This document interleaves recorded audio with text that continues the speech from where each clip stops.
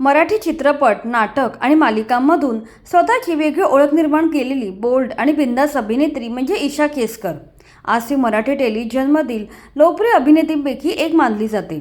जय मल्हारमधील बानू, माझ्या नवऱ्याची बायकोमधील शनाया, लक्ष्मीच्या पावलांनीमधील कला या तिच्या भूमिका विशेष गाजल्या.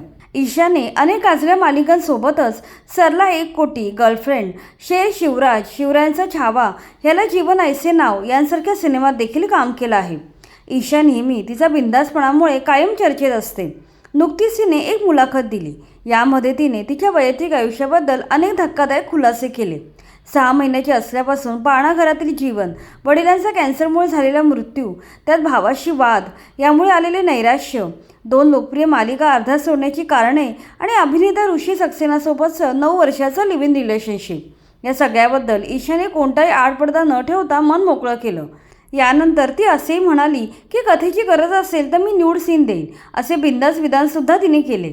चला तर जाणून घेऊया ती मुलाखतीत काय म्हणाली. ईशाच्या आयुष्यातील सर्वात वाईट काळ म्हणजे तिचं बालपण असल्याचं ती म्हणाली.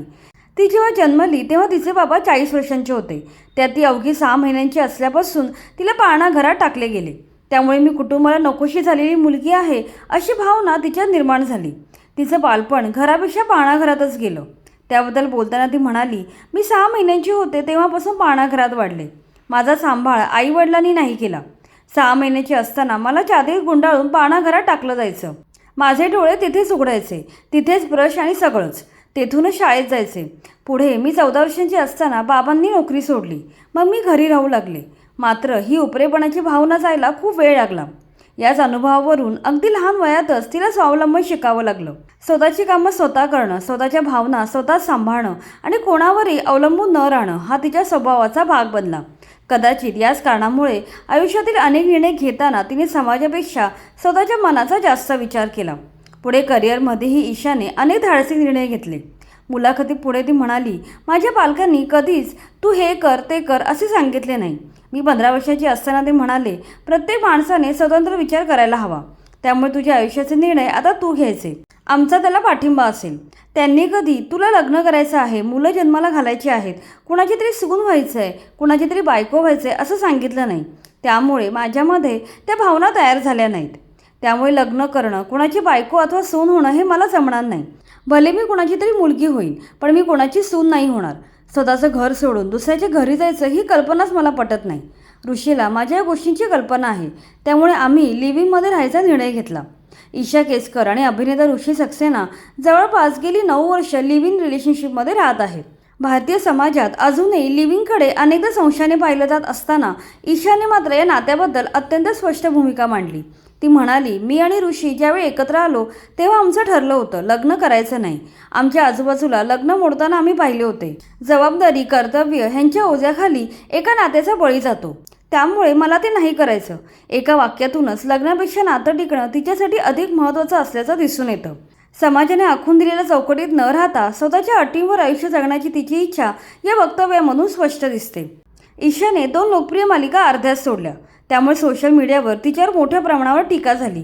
याबद्दल ती म्हणाली, आता असं झाले की ईशा मालिका सोडते हीच माझी ओळख बनली आहे. पहिली मालिका सोडली तेव्हा माझ्या बाबांना कॅन्सरचं निदान झालं होतं. त्यामुळे अशावेळी आपण आपल्या आईबाबांसाठी तेथे उपस्थित राहणं फार महत्त्वाचं असतं.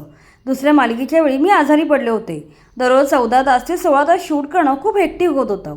त्यात मला स्वतःसाठी थोडा वेळ द्यायचा होता. त्यामुळे मी ब्रेक घेतला, असे ती म्हणाली.